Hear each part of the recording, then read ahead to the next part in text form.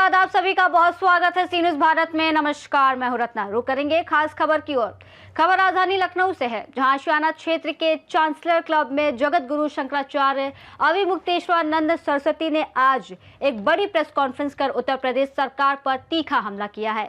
81 दिनों की गविष्ट यात्रा के बाद मान्यवर काशीराम स्मृति उपवन में प्रस्तावित गौ गर्जना अक्षुणी संकल्प कार्यक्रम की सरकार द्वारा अनुमति न दिए जाने से आहत शंकराचार्य जी ने कहा कि केंद्र और प्रदेश की सरकार हिंदुओं की हितैषी नहीं है।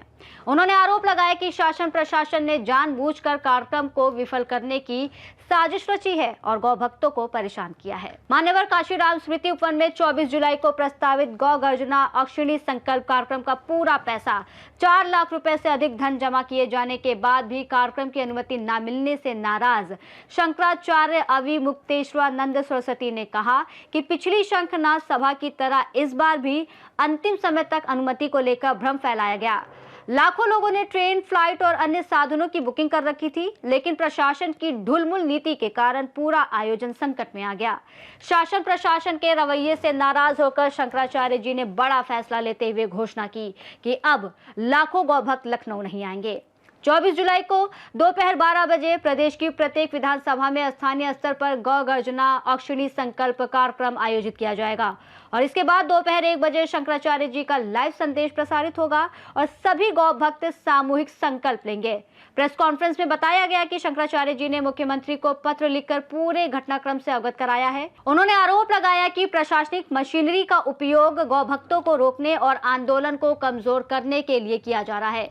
आयोजन समिति ने दावा किया कि प्रदेश के कई जिलों में आयोजकों और प्रतिनिधियों को हाउस अरेस्ट किया जा रहा है और कार्यक्रम न करने के लिए दबाव बनाया जा रहा है। समिति ने इसे लोकतांत्रिक अधिकारों का दमन बताते हुए सरकार की कड़ी निंदा की है।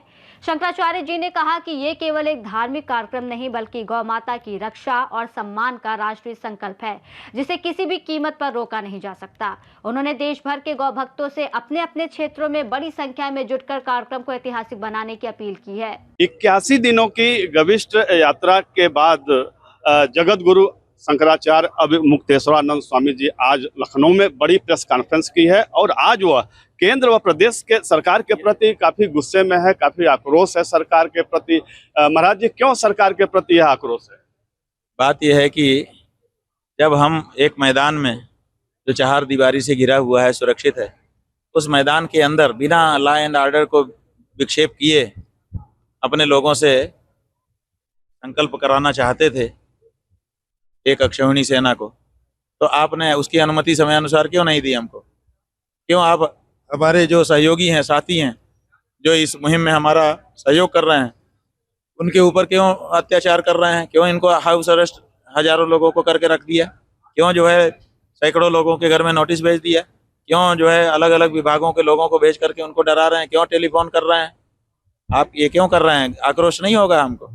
अरे 81 दिनों तक जन जागरण किया और लोगों से संपर्क किया, गाय की रक्षा के लिए, गौ हत्या रोकने के लिए लोगों का आह्वान किया। क्या परिणाम रहा इस यात्रा का अब तक का? यूपी की जनता से हम बहुत प्रसन्न हुए, क्योंकि उत्तर प्रदेश में हमने लाखों लोगों के सामने जाकर के उनकी आंखों में आंख डाल करके पूछा कि गाय पशु है कि माता है। एक भी व्यक्ति हमको अभी तक नहीं मिला जो कहे कि गाय पशु है, सब कहते हैं माता है। केवल ये निकम्मी सरकार है जो गाय को पशु कह रही है। लेकिन सरकार की बात करें तो इतने गौशाले इत्यादि बनाए, गौ संरक्षण की बात करती है, किंतु इस अभियान में सरकार आपका साथ क्यों नहीं दे रही है? अरे हमारा साथ ना दे, कम से कम गौ माता का साथ दे दे। आप कह रहे हैं इतने गौशाले बनाए, एक गौशाला की हालत तो जाके रिकॉर्ड कर लो, पता चल जाएगा कि उन्होंने क्या किया है। जगह जगह गौ वंश के विनाश हो रहा है, एक्सीडेंट में तमाम ऐसे गौ माता, गौ वंश सड़कों पर मारी जा रही है, इसका जिम्मेदार कौन है? बात यह है कि जिसने जिम्मेदारी ली थी, जिसने कहा था कि हमें मतदान, गौ माता को जीवन दान, जब आपने हमसे मतदान ले लिया कि हमें मतदान करो, गौ माता को हम जीवन दान देंगे, तो जिम्मेदार वही तो है, और कौन है? चोरी की बात करें, राम जन्मभूमि मामले में छोटे कारिंदों पर कार्रवाई हो गई, बड़े मछलियों को क्यों नहीं पकड़ा जा रहा है? ऐसा है कि बड़े लोगों को भी पकड़ा जाना चाहिए, लेकिन क्या करें, इस देश में बड़े लोग बहुत सुरक्षित हो चुके हैं, उनके खिलाफ कोई एक्शन होता ही नहीं है और उनको मनमानी करने की छूट दे दी गई है। जनता इस पे विचार करे। हम तो आपके दर्शकों से ये कहना चाहेंगे कि इस पे विचार करो कि ये कहाँ से परिभाषा आ गई कि कोई लोग बड़े लोग हैं, कोई लोग छोटे लोग हैं। जब हमारा संविधान कहता है, जब हमारा धर्मशास्त्र कहता है कि सब में एक ही परमात्मा है, कोई छोटा बड़ा नहीं है, सबका समान आदर सत्कार होना चाहिए, तो फिर ये बड़े लोग छोटे लोग की परिभाषा कहाँ से आ गई? इस पे तो विचार हो। क्या प्रतिक्रिया व्यक्त करेंगे इस विषय पर? भाई प्रतिक्रिया हमारी यही है कि पहले तो कोई छोटा नहीं है, कोई बड़ा नहीं है, और दूसरी बात यह है कि जो चोर है वो तो चोर ही है, वो कितने बड़े पद पे बैठा हो, उसके लिए वही कानून है जो किसी भी चोर के लिए होना चाहिए। आप नीट पेपर में लीक जो हुआ पर्चा, उसको लेकर छात्रों द्वारा आंदोलन किया जा रहा था, उसका भी आप समर्थन कर रहे हैं। क्या सरकार से क्या कहना चाहते हैं, क्या संदेश देना चाहते हैं? सरकार से हम यही कहना चाहते हैं कि जवाबदेह बनो। अगर कोई घटना होती है तो कोई ना कोई उसका जिम्मेदार होता है। अगर पेपर लीक हुआ, लाखों बच्चों का भविष्य बर्बाद हुआ, तो कोई ना कोई तो जिम्मेदार है। इतने सारे बच्चों ने आत्महत्या कर ली, कोई ना कोई तो जिम्मेदार है। तो आप जिम्मेदार को निकालो ना। धर्मेंद्र प्रधान अगर जिम्मेदार नहीं है तो तुम कहो कि मेरी जिम्मेदारी है, तुम्हारी भी नहीं है, तो किसी को कम से कम किसी को बलि का बकरा ही बनाओ, किसी को तो सामने लाओ, हम देखें तो कि आप किसको लेके सामने आते हो। लेकिन कोई जिम्मेदार ही नहीं है। ये जो आपका नैरेटिव है ये बिल्कुल अस्वीकार्य है। अभी अयोध्या के एक हनुमानगढ़ी के महंत राजू दास जी ने आप पर टिप्पणी की थी कि गौविष्ट यात्रा जो की जा रही है वह सिर्फ दिखावा है, एक प्रोपोगंडा है। और वो जो कुछ कर रहे हैं वो हनुमान जी की भक्ति है। वो हनुमान जी की भक्ति है। वहाँ बैठ करके हनुमान जी के गढ़ में वो रोज जो है सरकार के पक्ष में चापलूस वक्तव्य दे रहे हैं। ये राम जी की भक्ति है? बताओ। क्या बात है महाराज जी। सभी जिन हनुमान जी ने काल नेमी को देख करके उसके नकलीपन को पहचान करके उसको पछाड़ करके समाप्त कर दिया था, उन्हीं हनुमान जी की पूजा कर रहे हैं और फिर भी 7 काल नेमियों का दे रहे हैं। राजू दास जी से हम क्या कहें? कुछ नहीं कह सकते। हम लोग बचपन से पढ़ते थे, गाय हमारी माता है, उसकी रक्षा करो, उसका दूध पीते थे। पूरा हिंदू, पूरा सनातनी गाय को माता के रूप में पूजता है। फिर आपका इतना बड़ा मुद्दा, इतना बड़ा मंच, इतना बड़ा अभियान, फिर भी अगर राजनीतिक दलों की बात करें, कहीं न कहीं उनकी भूमिका कानून बनाने में बड़ा महत्वपूर्ण होती है, इसको लागू करने में, जन जागरण में भी बड़ा महत्वपूर्ण होती है, किंतु सभी एक मंच पर क्यों नहीं आ रहे हैं? इसका क्या कारण हो सकता है? ऐसा है कि आपने पढ़ा कि गाय हमारी माता है, आज के बच्चे पढ़ रहे हैं काऊ इज एन एनिमल। ये बदलाव हो गया। अब आज के बच्चों को ये पढ़ाया जा रहा है पाठ। तो पहले तो यहाँ ध्यान दो आप कि आपके जमाना गया, अब दूसरा जमाना आ गया।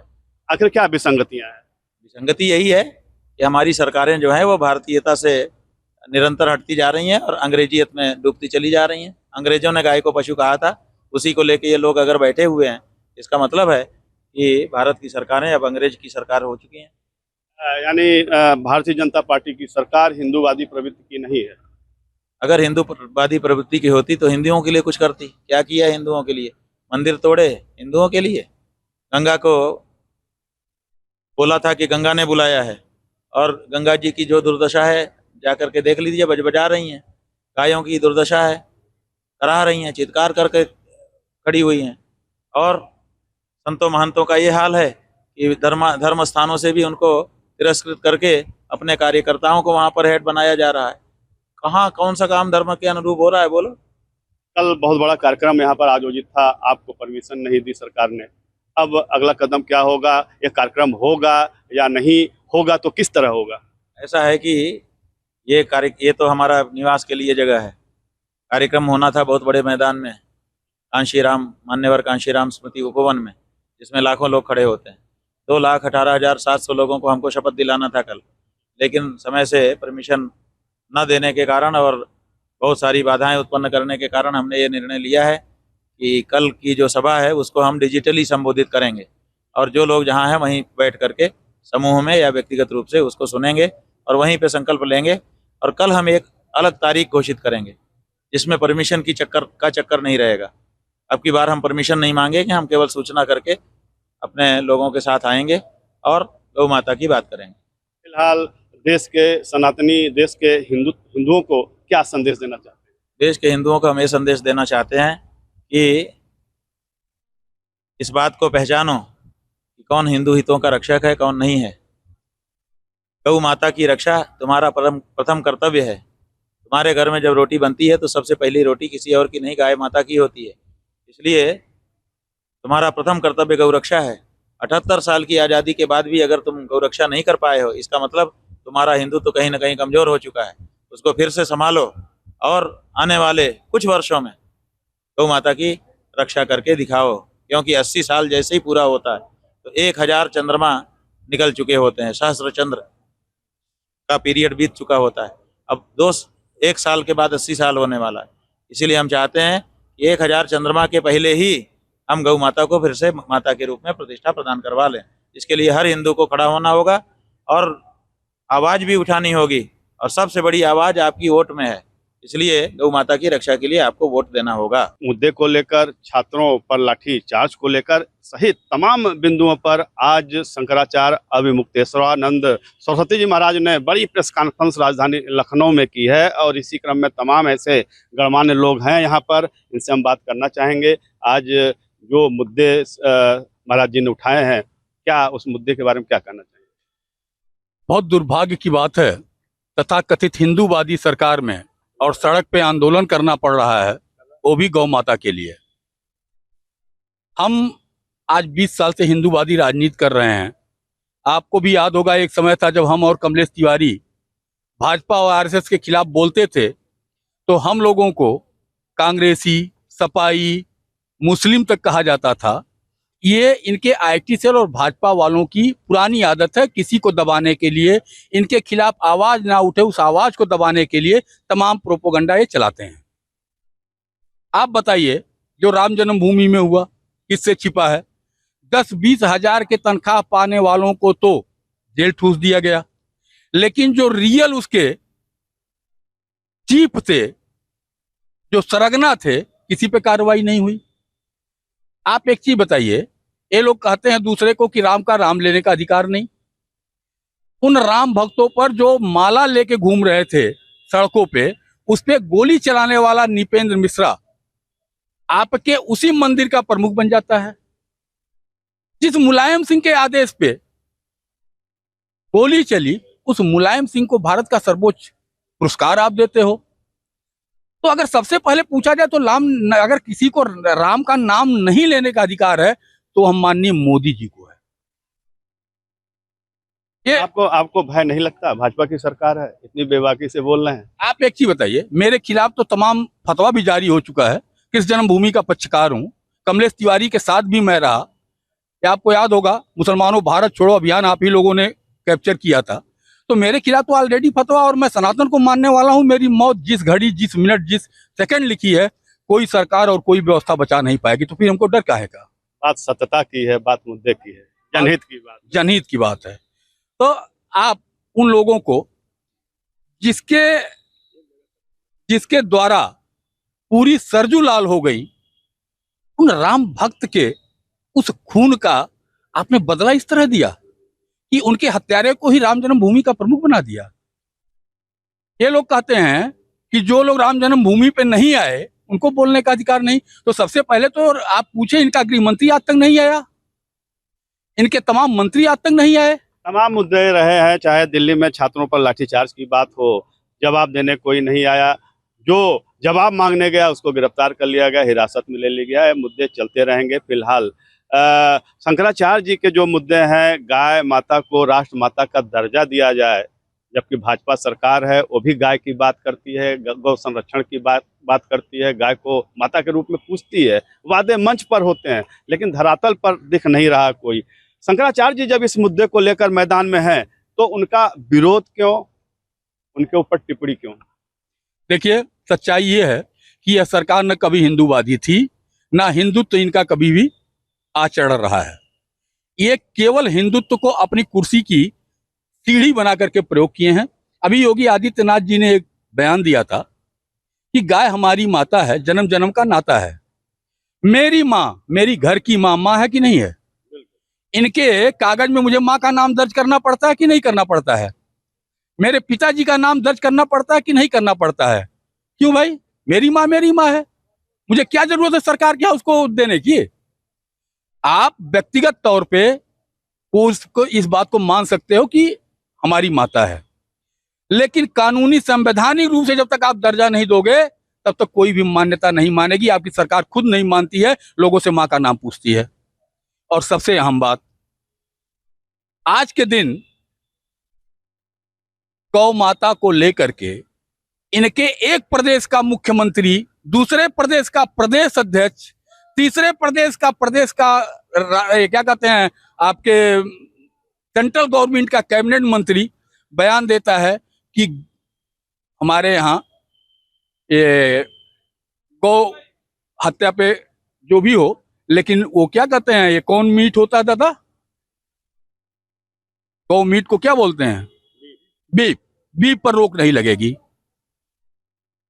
तो आप बताओ योगी जी, आप ही का मंत्री कहता है बीफ पर रोक नहीं लगेगी, बीफ खाना मेरा संवैधानिक अधिकार है, और आप कहते हो गौ माता। तो सबसे पहले आप ये बताओ कि उन लोगों से आपका क्या संबंध है? अगर आपकी गौ माता है और वो खाने की बात करता है, एक ही पार्टी में हो, तो जहां तक मैं समझता हूं कि आपसे निकम्मा बेटा दुनिया में कोई नहीं हो सकता। फिलहाल शंकराचार्य जी ने जो मुद्दा उठाया है गौ माता की रक्षा के लिए, गौ हत्या रोकने के लिए, ये अभियान कहाँ तक कारगर रहेगा, क्या दिखता है आपके नजरिए ये से? तो अभी आगाज है। गौ माता का मुद्दा अब रुकेगा नहीं, क्योंकि ये हर सनातनी का मुद्दा है। राम जन्मभूमि का मुद्दा रुकेगा नहीं, क्योंकि हर सनातनी का, इन्होंने बहुत कोशिश की।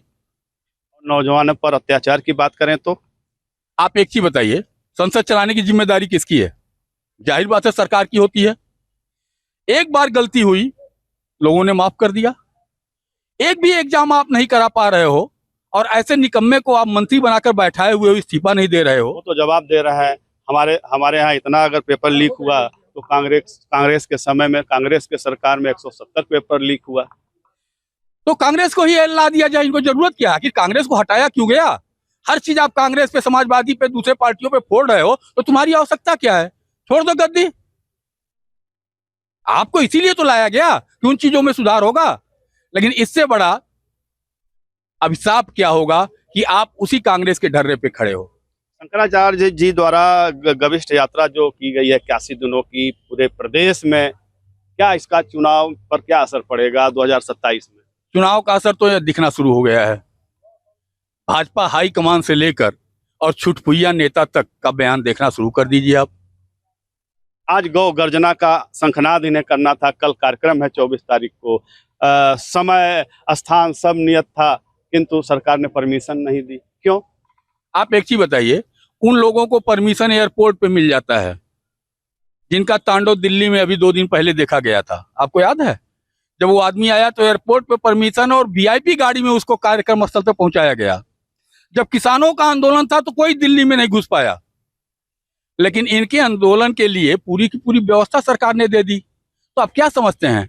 यह आंदोलन भाजपा प्रायोजित आंदोलन था, और भाजपा ने जानबूझ करके हमारे ब्राह्मण समाज को, हमारे हिंदुत्व को, हमारी व्यवस्थाओं को और देश विरोधी नारों का जो उपयोग हुआ है, ये भाजपा की देन है। क्योंकि इनको पता है कि सनातन का जो मूल स्तंभ है, जो इनका कोर ओट है, ब्राह्मण बनिया ठाकुर इनका साथ छोड़ चुका है। ये थे राजेश मणि त्रिपाठी जी, जिनका चेहरा हिंदुत्ववादी है, सनातनी है, सनातन के प्रति कट्टरपंथी भी ये हैं, और हिंदुत्व के खिलाफ एक शब्द सुनना पसंद नहीं करते हैं। किंतु आज हिंदुत्व की बात हो रही है, गौ हत्या रोकने की बात हो रही है, तो सरकार की नीतियों से ये काफ़ी आहत हैं। आज शंकराचार्य जी के अभियान का इन लोगों ने अपने पूरी टीम के साथ समर्थन किया है।